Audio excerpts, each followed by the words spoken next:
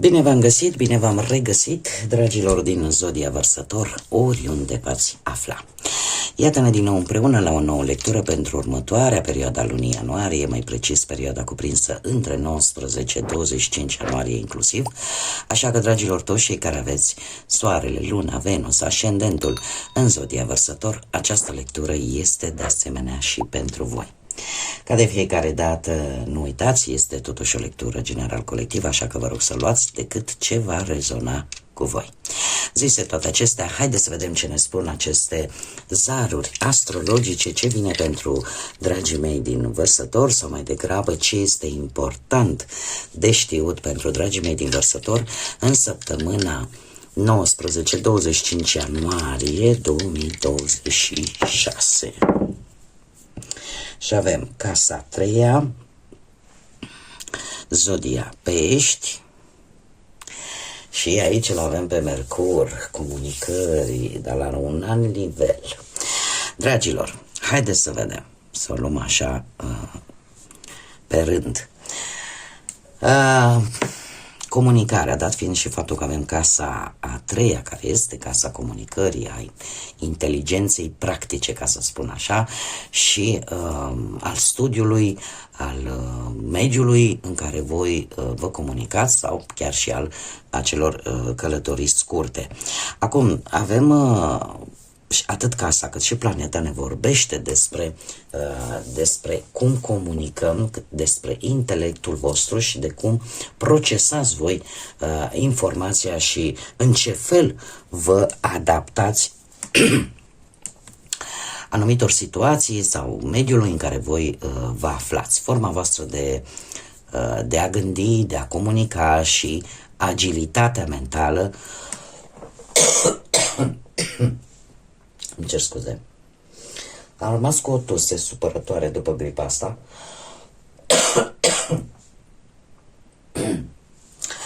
Deci, spuneam că această săptămână va conta foarte mult tot ce este legat de dialog, de comunicare, de drumurile scurte, de felul inteligent în care abordați lucrurile, de abilitatea asta de a folosi un anumit limbaj, de a folosi cuvintele. Ce este foarte curios, avem pești. Pești care, poate unii dintre voi chiar aveți, poate ascendent în pești, care ne arată o energie amabilă, o energie dulce, care au un talent special, în mare parte de a-i ajuta poate pe alții, și probabil că lucrul ăsta se va vedea foarte mult prin felul în care voi veți comunica. Acum știm foarte bine, peștii, ca și zodie, fiind o zodie de apă și sunt guvernați de către Neptun, au o intuiție foarte bună și în același timp eu aș spune că vă scoate așa un pic din realitatea voastră, să zic așa. De ce? Pentru că voi, dragilor din Vărsător, voi sunteți acei rebeli ai zodiacului, acei revoluționari care nu rămân încorsetați, fiind și un semn fix, dar totuși care nu suportă nedreptatea, ipocrizia și în această săptămână, unde ce este important de fapt pentru voi, faptul că veți schimba, ca să zic așa, modul în care veți aborda persoanele, modul în care veți dialoga cu ele și o veți face într-o manieră mai cu energia peștilor, da? Poate mult mai amabilă, mult mai hipersensibili, sunteți mai ușor abordabili, ca să spun așa, nu veți mai avea o anumită rigiditate, da? Totuși aici mare atenție, pentru că este bine câteodată, da, să fim mai jovial, mai deschiși către ceilalți, este chiar necesar, dar în momentul în care acest lucru se depășește de o anumită limită, atunci permite cumva altor persoane să profite foarte ușor de voi. Da? Cumva, adică trebuie să țineți cont de faptul că nu toată lumea este demnă de încredere și că cumva, cum să spun eu, să alegeți chiar cine merită poate încrederea voastră și cine nu. Ce aș mai avea de spus? Mercur de asemenea ne vorbește de călătorii. E posibil ca în această săptămână să fie importantă o călătorie legată de o situație ori cu frați, surori, ori cu vecini, colegi de școală, în general cercul foarte intim. Și să aveți într-adevăr o comunicare mult mai bună referitoare la o situație care implică aceste energii. Stau drumuri multe în această săptămână vis-a-vis de aceste persoane care pot reprezenta cum am mai spus, frați, surori, amici, vecini, cercul vostru foarte apropiat. Hai să mergem mai departe și să vedem ce vine pentru dragii mei din Vărsător în săptămâna 19-25 ianuarie. Să vedem.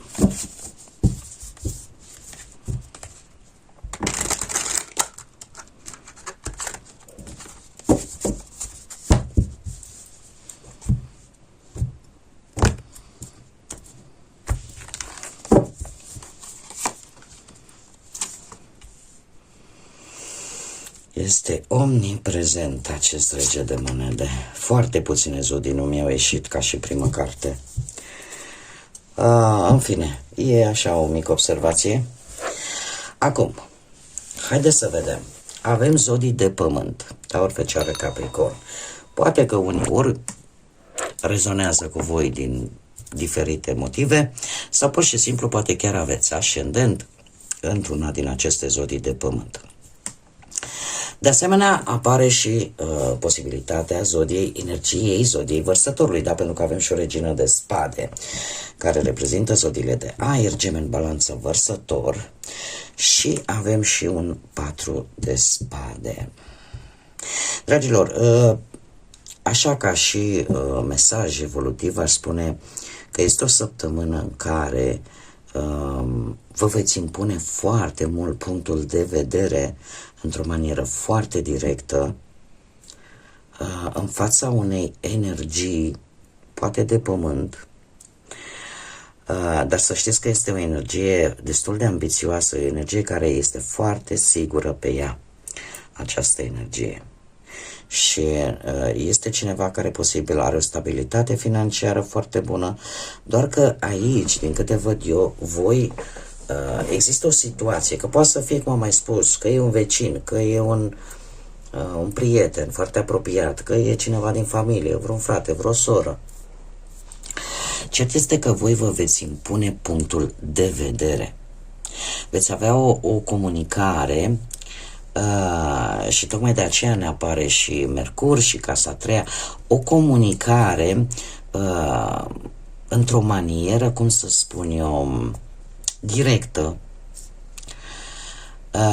și o veți face, cum să spun eu,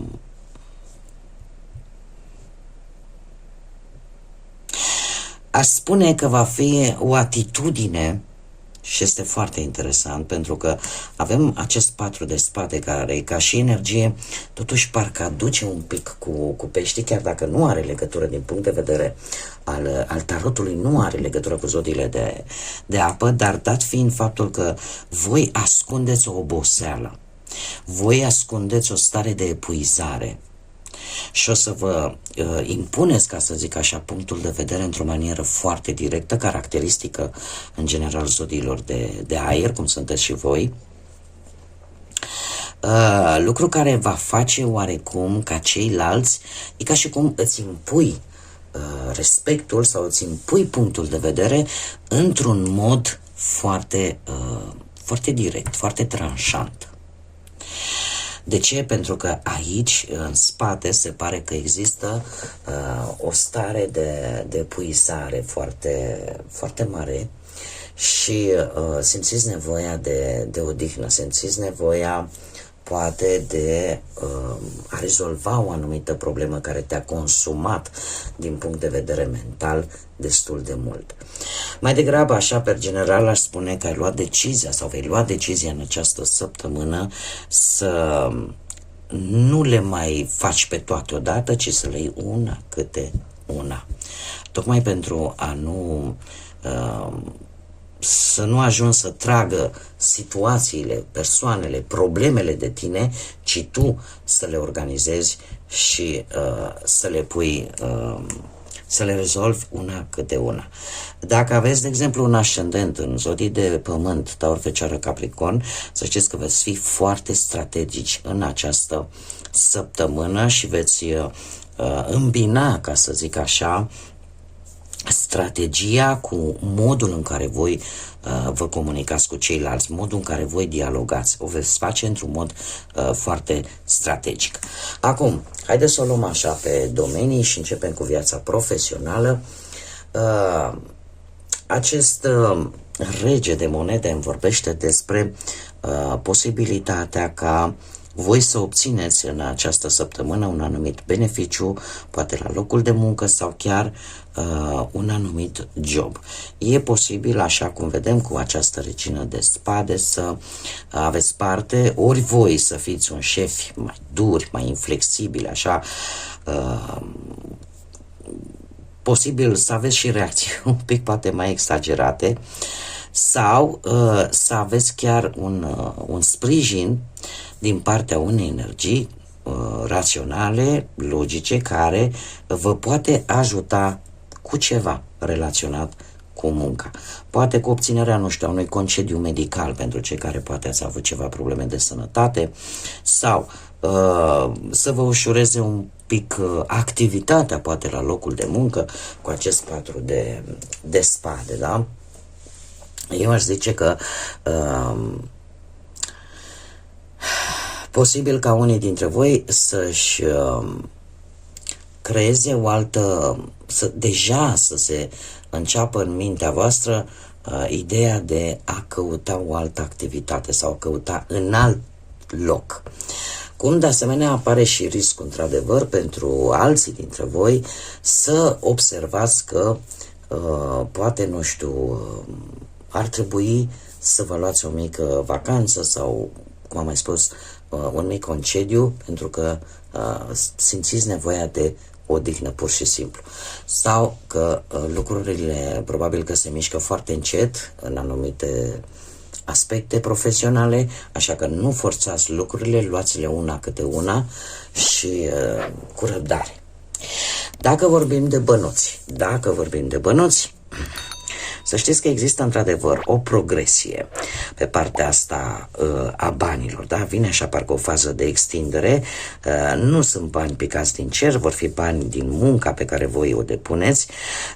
Este foarte indicat în această săptămână totuși să fiți cât mai calculați, cât mai cu picioarele pe pământ și să nu vă asumați riscuri inutile când e vorba de bănuți.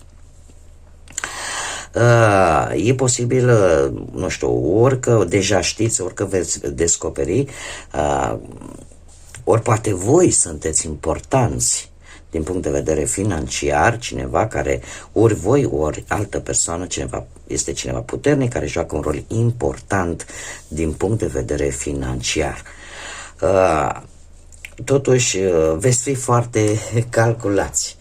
Da? Sau cel puțin să încercați să fiți cât mai calculați, dar fiindcă avem și energia asta a peștilor care nu știu eu cât de calculată este, dar nu știu, poate că mulți dintre voi să încercați să sprijiniți pe cineva care ori are probleme de sănătate, ori, aș zice, și lucrul ăsta poate să vă aducă un mic blocaj din punct de vedere al banilor, ori pentru voi, ori tendința asta de a întoarce spatele unei situații care nu prea vă place din punct de vedere financiar, sau să întoarceți un pic spatele acestui blocaj. Dar să știți că nu durează. Nu durează și va apărea o soluție extra care vă va ajuta. Acum, pe parte sentimentală, aș spune că pentru cei care știți că aveți o problemă în relația voastră, se pare că abordarea prin onestitate, prin cinste, prin adevăr, va fi foarte importantă în această săptămână, în special pentru voi. Pentru că nu veți mai accepta jumătăți de măsurări sau adevăruri pe jumătate. Această regină de spade, care poate foarte bine să vă reprezinte pe voi, îmi spune că, cum să spun eu, nu mai acceptați situații cu jumătăți de măsură. Veți fi foarte direcți, chiar și pe plan sentimental în această săptămână.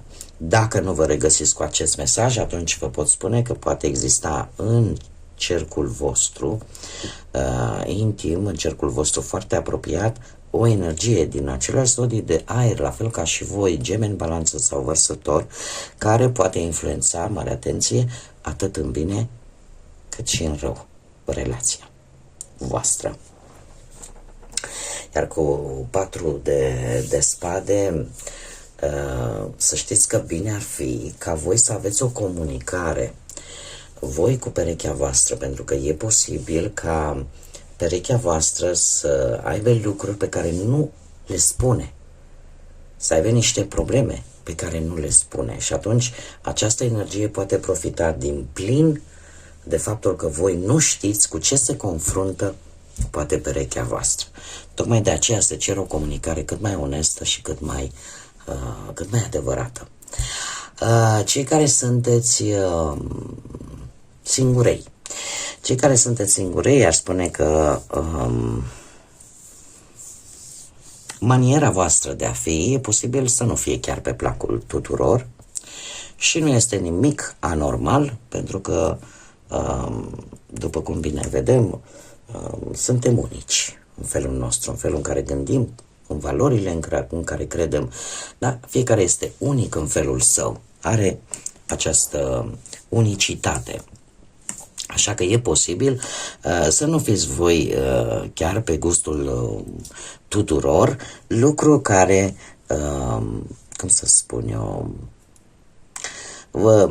vă face să înțelegeți că asta este. Nu pot să fac să mă accepte toată lumea, nu pot mulțumi până la urmă pe toată lumea, și această regină de spade vine totuși cu un îndemn.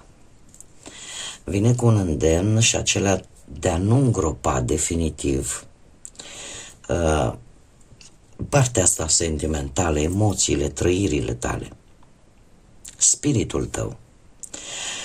Am avut un domn care mi-a lăsat, fac o mică paranteză, care mi-a lăsat un comentariu și mi-a spus: da, mă interesează banii, că până la urmă nu ai bani, știi cum e, că iubirea trece prin stomac.